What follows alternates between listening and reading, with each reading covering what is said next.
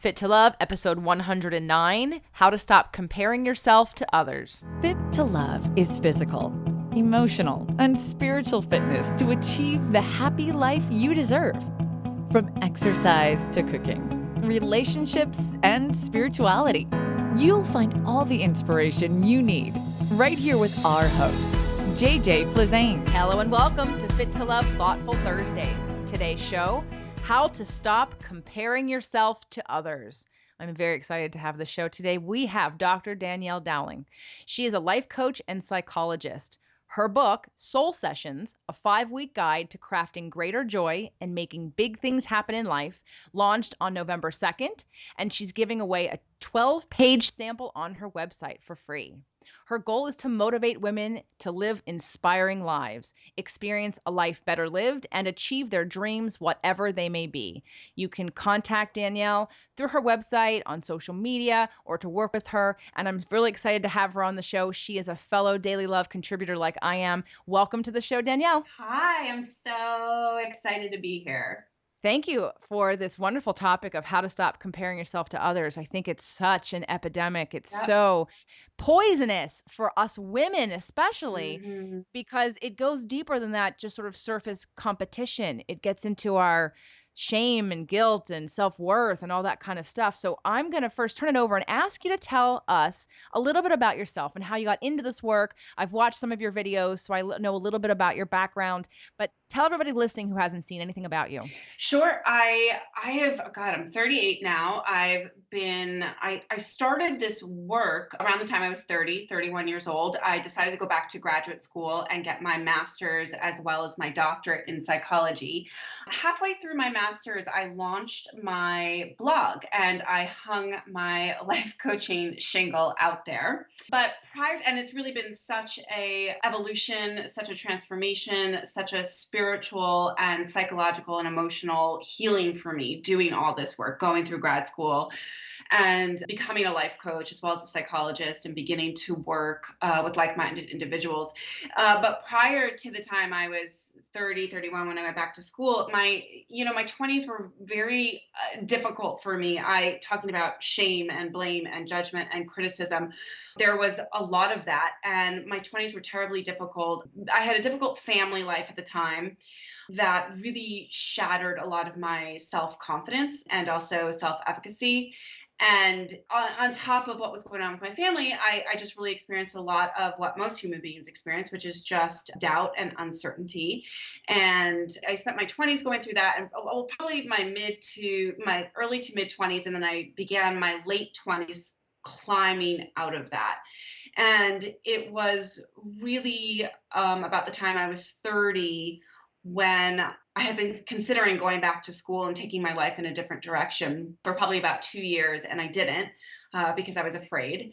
And I finally woke up one morning and I was like, wait, why am I not going back to school? And suddenly, for some reason, all the excuses that I had for not going back to school just didn't seem so insurmountable anymore. It was my age and money. I thought I was too old to go back to school, and I thought I didn't have the money to do it. But really, probably more deep-seated than that, I didn't really trust myself to take on such a huge emotional and financial responsibility. For some reason, I just lacked the trust. And I had been doing a little bit of work, just a little bit of spiritual work on my own. And I just happened to wake up this one morning and I realized that the mothership wasn't coming and the really rich husband wasn't going to whisk me away to the Hamptons, and nobody was going to give me the life that I most wanted to live. And it started with just a declaration of, I trust myself to figure this out. I don't know what it's all going to look like. And quite frankly, I don't need to know what year 3 of school is going to look like. I just need to deal with the next best step, day 1. And I got out of bed that morning and I slowly began piecing together what is now my current reality. So it's a great pleasure to me to work with clients who've been through some of the very same struggles that I've been through. And my deepest hope and intention and prayer is that I can help them navigate these times during their life with perhaps a little more grace and a little more composure than I did. Excellent. And then you went back to school and got your degree in I psychology? did. Yes, my master's and my doctorate. Excellent. And your book just came out in November, Soul Sessions, a 5-week guide to crafting greater joy and making big things happen in That's life. right. Tell us a little bit about your book. I love it because it is a 5-week guide. It's broken down into day 1 through day 7 of each week. And it really hones in on figuring out what it is that lights you up and what you're here to do. It focuses also on healing. Well, I wouldn't say eliminating negative chatter because I don't really actually believe that we can eliminate negative chatter. I think it's part of the human condition, but it discusses how to create a better relationship with some of those self-limiting beliefs and fears and that egoic talk that we all experience. Create a relationship with that negative chatter in a way where we acknowledge it, but we don't overly indulge in it, and it doesn't ultimately stand in the way of you crafting the life you most want to live in. So there's a week on that. There's another week on kind of going big, taking next big steps. There's a week on gratitude and forgiveness as well. So I really tried to also make it really interactive. It's not just reading, but there's a lot of downloads in the book. There are 5 podcasts at the beginning of each week. There are also 5 meditations. The music was mixed by a good friend of mine who works with sound bowls. Her name's Jennifer Nesbitt, and she's fantastic. I wrote the meditation. She read them because she just has a better voice than I do for meditation work. But we made it really interactive. So for all those people that are really learned by reading, there's of course that component. If you learn better by audio, there's that component. There's a lot of pen to paper exercises because some people work really well just by writing out their thoughts. So there's a little bit of everything for everyone. Great. So on to our how to stop comparing yourself to others. Let's talk about, first of all, either your journey with that and how you started to overcome that. And then, of course, what we're talking about, like exactly in terms of what are the detriments for comparing ourselves and how do we do that and what is all involved? Sure. Well, this is sort of just part of the human condition. The human mind really is very overly focused on what we don't have. And for some reason, it is our knee-jerk reaction. I actually think has a lot to do with just our survival instincts. We're always really scanning our environment and our landscape for what we might need more of. It worked really well for us when we were caveman and cavewoman because it came down to pure survival. But in today's day and age, with our culture and our society, there's many pockets of our species that are way past surviving and are thriving. And so it's sort of an ancient survival tactic that we scan our environment and look for what we don't have, but it's sort of unwisely applied in our current culture and society because the truth is that we have a lot of what we already want and what we already desire. We just don't happen to focus on it enough. And so one of the rabbit holes is that we end up comparing ourselves to other people. We look at other people's lives, we scan the landscape of their life, and we compare ours to theirs and say, what do they have that I don't have? And unfortunately, it's a very quick spiral down the emotional toilet because it makes us feel bad about ourselves. And once we get into comparing our life to somebody else's life, it removes us and it makes it almost impossible for us in that same moment to be grateful about what we do have. And that's really where happiness and satisfaction lives. I mean, personally, I probably spent all my 20s comparing myself to other people. I wasn't smart enough or skinny enough or intelligent enough or pretty enough or rich enough or certain enough. And everyone around me seemed to have more of everything that I was pretty adamant that I was lacking. And when you're in that compare and contrast mode, you are just bleeding power because you're constantly focused on the external. And as you know, our external world is transient. It's always moving. It's never stagnant. And whenever you try to place your sense of well-being on your external world, which is transient, your sense of well-being will also be transient. It will come, it will go, it will come, and will go, because that's the cadence of the external world. So that's why it's so important for us to keep when it comes to comparing and contrasting, keep returning to our internal world of what we know to actually be true and kind of create a strong spiritual program for yourself.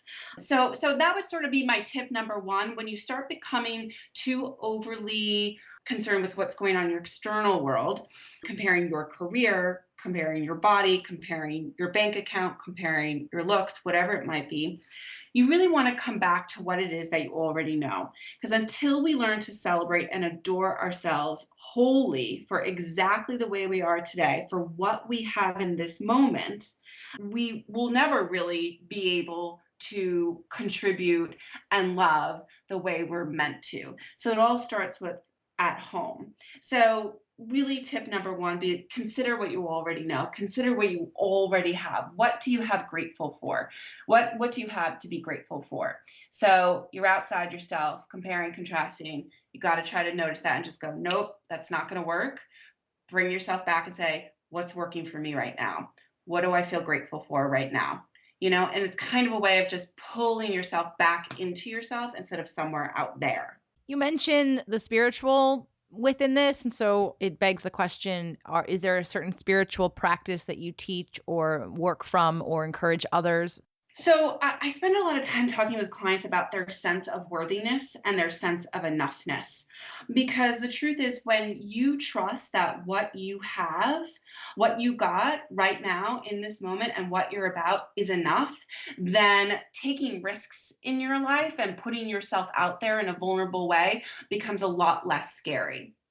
And that's sort of the foundation. So spiritually, because of course anybody could say, well, how do you know this is for sure? Like, what's the empirical evidence? Well, I'm not sure that there really is any empirical evidence that you're intrinsically worthy and powerful and gifted and supported and nurtured. I mean, you just at some point, the individual just has to make the decision that, yes, I believe this to be true, that I am enough, regardless of the calm or the chaos in my life, regardless of any extra bells and whistles I can add to me, the degree, the money, the career, the status, regardless of any of that, it never impacts my sense of enoughness or worthiness, right? So anything you achieve in this lifetime does not add to your sense of worthiness. It doesn't make you a better version of you, spiritually speaking.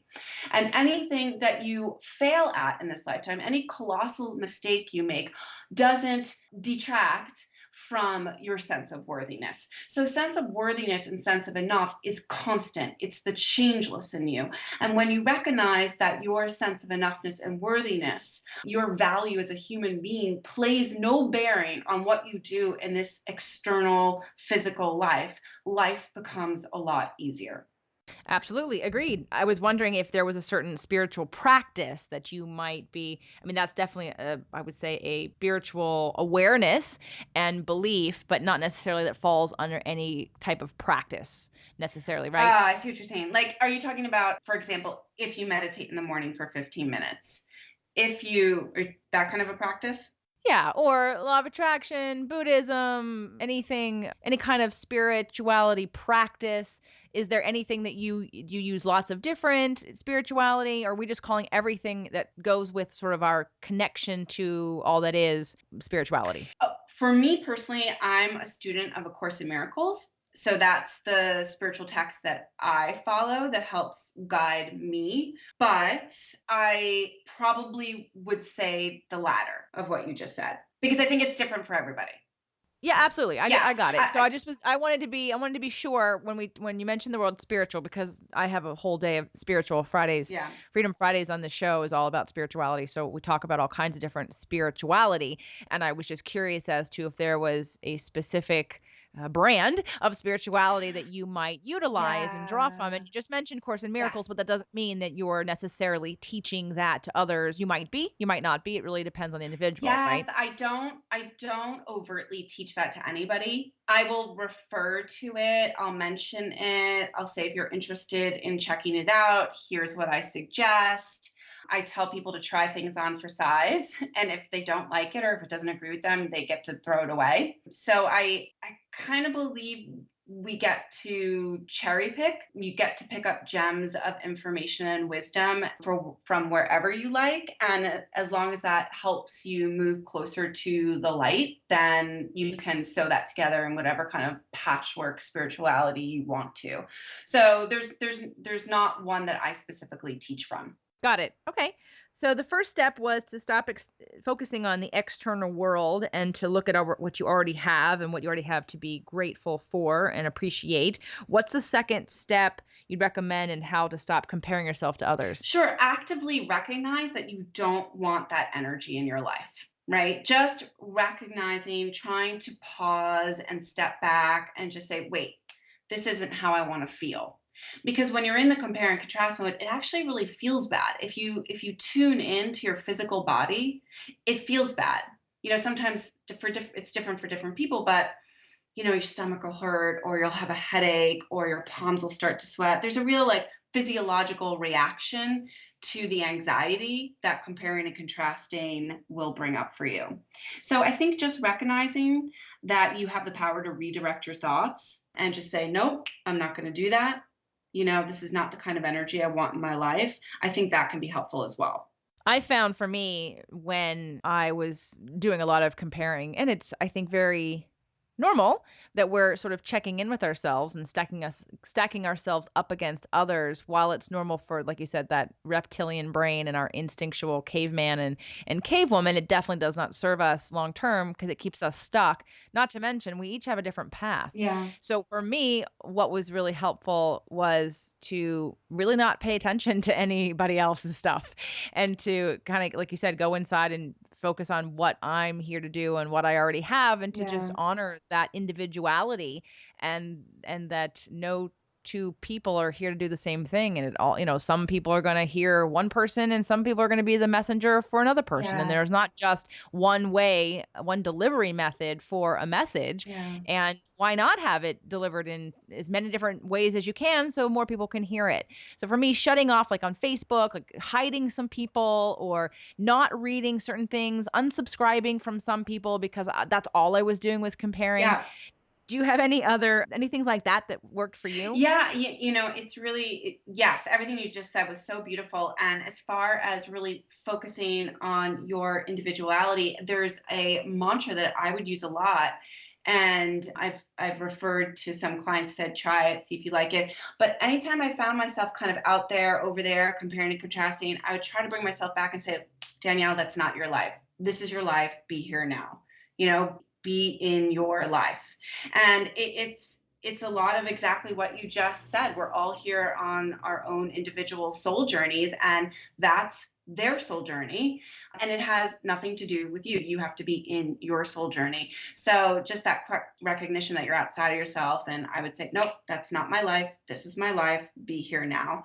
And absolutely doing things, noticing where you're kind of bleeding power, where you're bleeding energy. Are you, when do you feel bad? Do you, start to notice how you feel when you're on Facebook for 15 minutes or an hour. How do you feel in your body? Twitter, same thing for all social, Twitter, Instagram, Pinterest. If it's starting to feel bad and you find yourself spiraling in that direction of comparing and contrasting, then maybe you need to create more boundaries around how much time you spend on social media. And just like you said, maybe there's just some people that you just need to not be connected to. And I agree. I've done the same thing with my inbox. I used to get, I don't know, 8 or 10 people's, weekly newsletters, and it was just too much for me. And so now at any given time, I have 2 newsletters delivered. And then, when I want to switch it up, I'll unsubscribe from one. And then to experience another message, I'll subscribe to another. So I think that's fantastic. So a lot of what's coming up sounds like just certain mental exercises and strategic awareness about how your environment affects you, being maybe in touch with some mindfulness in terms of how you experience emotion in your body. So I want you to think of a couple different ways that we can tell people who are listening, and maybe it's like a 3 or 4 step process of tools and ways to notice how they're feeling and like you said, redirect and the mantras, and just we'll like package it up so it's like a 1, 2, 3 for everybody, because I know this is this can be a deep issue for a lot of people. And so some of these things are going to need a little bit more attention. And maybe some of you out there are inspired and you'd like to work with Danielle and after the show is over, and you can call her and have some more personal, deeper work on that. But we want to empower you now to make choices and decisions that have you feel better, stay in your power now. So first we need to take a break and thank our sponsors. Is your website working for you? If it's not, and you're frustrated with your brand, website, or current online results, Every Angle Media can help transform your existing business presence and build you a website that works when you're not working. Every Angle Media is a full-service web development firm that specializes in solving problems with open-source solutions. We offer complete design services, custom content management systems, fully integrated e-commerce solutions, cross-platform mobile development, and custom third-party integration, and we're here to help. Visit our site to see our work at everyanglemedia.com or give us a call at 310-798-7228. Again, that's everyanglemedia.com. Do you want to look and feel years younger? Learn more about your hormone health and how to get properly tested. Sign up for the Healthy Hormone Kit at nourishingwellness.com. It features the essential tests you need to tell your doctor to order for you to learn more about your current levels. Plus, you'll receive lots of healthy eating and lifestyle tips to improve your hormone health naturally. Again, that's www.nourishingwellness.com. All right, Danielle. So I'm listening to this and I like what I'm hearing, and I know I do it, and I know I do it all the time, and it almost feels like an addiction that for some reason I'm just have this habitual need to compare myself because I've been doing it and it's what I've been modeled for me. And how do I start to break that pattern? I think it starts with awareness. Even if you just spend 1 week being aware of how often you're outside of yourself, comparing and contrasting, just take notice of how often you're doing it. So I think it just starts with an awareness that you make an internal declaration. This week or for the next 2 days, I'm going to be just very aware of how often I'm comparing and contrasting myself. So it can begin to show up on your radar in a more organic way, because a lot of times we're comparing and contrasting and we're not even noticing it really. So I think first is to put a lot of awareness around it. And then second, it's to lovingly interrupt it. I personally will say to myself, nope, that's not going to work. I'll go, nope, that's not going to work. And I'll say something empowering. I'll say, I choose to see this differently. Or I'll say, nope, that's not going to work.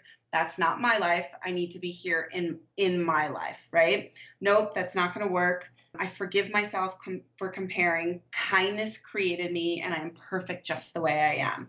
Some version of that mantra, some version of really that thought stopping, where you notice it and you say, well, that's not going to work. I don't do that anymore. And then you back it up with some sort of empowering statement.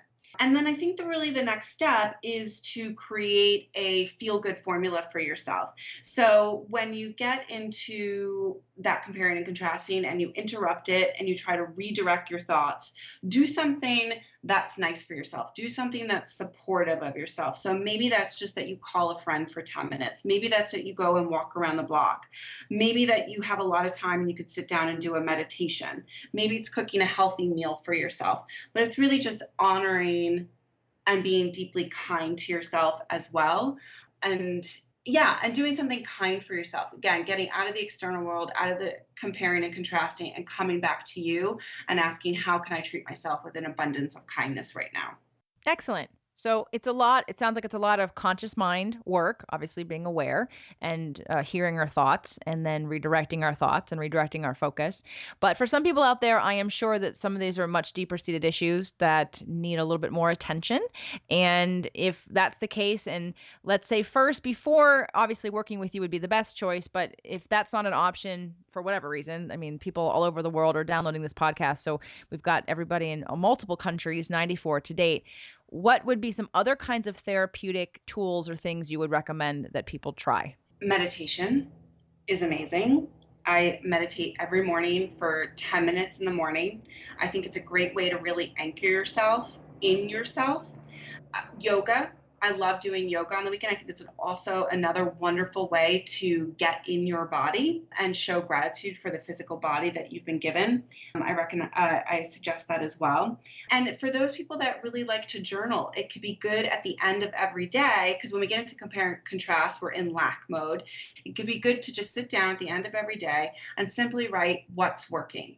What worked for me today? And that's really putting yourself back in that place of celebrating what you do have, because if you can recognize what you do have, I think a lot of times when we recognize that we already have what it is that we desire more of, right? There's already examples that what we desire more of is alive and well in our life. It just needs to be encouraged. And I think just sitting down with a piece of paper and writing some of those things, either after your meditation in the morning or before you go to bed at night, can really hook you in a place of spiritually hook you in a place of abundance and gratitude. Great. Now, what if they want to work with you? How do they contact you, find you? How do you work with people? Sure. Very easy to find me, DanielleDowling.com.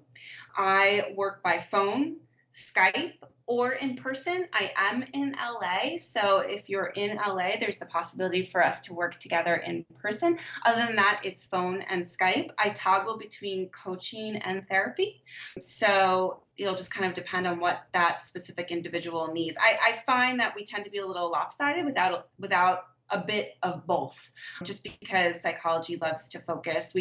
Psychology tends to go backwards and focus on our history and kind of the whys, and it's a little more focused on the past, whereas coaching is more focused on the present moment and the future.